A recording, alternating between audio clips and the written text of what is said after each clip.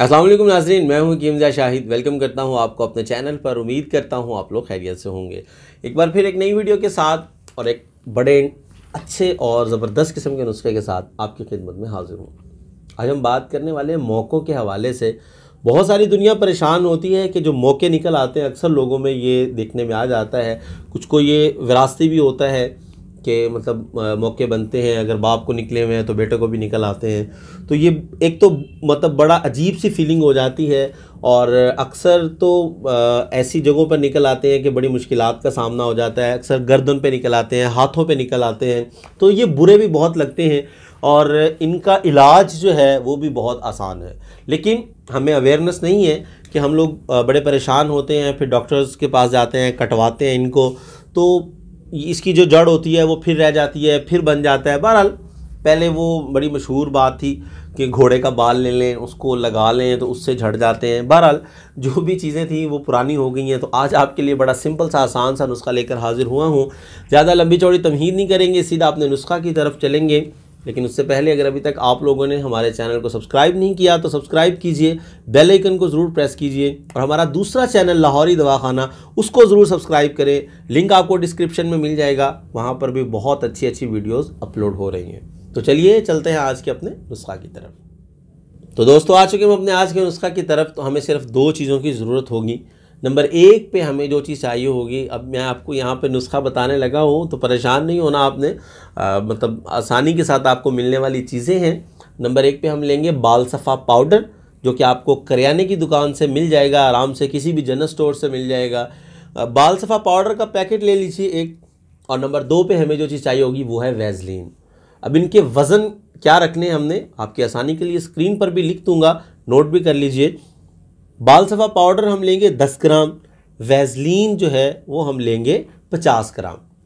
ये आपने वैज़लीन जो एक डब्बी वाली आती है वो परफ्यूम्ड होती है, उसमें एसेंस वगैरह डाले होते हैं।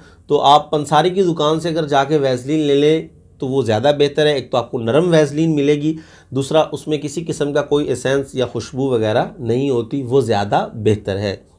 तो 50 ग्राम हम वैज़लीन लेंगे, 10 ग्राम हम लेंगे बाल सफ़ा पाउडर।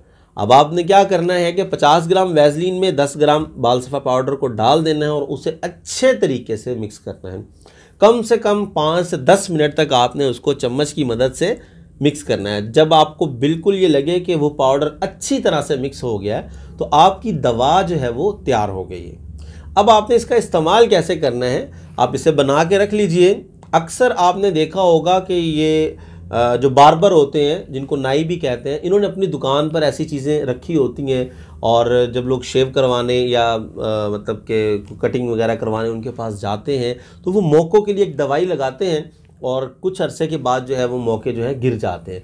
तो यही वो नुस्खा होता है जो लोग इस्तेमाल करते हैं। तो आज आप लोगों को भी मैंने बता दिया है, आप लोग भी घर में बना के रख लीजिए। अगर किसी को ज़रूरत हो तो आप उसको भी दीजिए, और अगर आपके साथ ख़ुद में ये मसला है तो आप ख़ुद भी इस्तेमाल कीजिए। अब इसका तरीका इस्तेमाल क्या होगा कि आपने माचिस की तीली लेनी और ऐसे उसमें मतलब थोड़ा सा वो लेना है, और जहाँ पे मौका है मौके के ऊपर ऊपर, साइडों पे नहीं लगानी बिल्कुल भी, जहाँ जहाँ मौका है आपका मौके के ऊपर आपने लगा देनी है।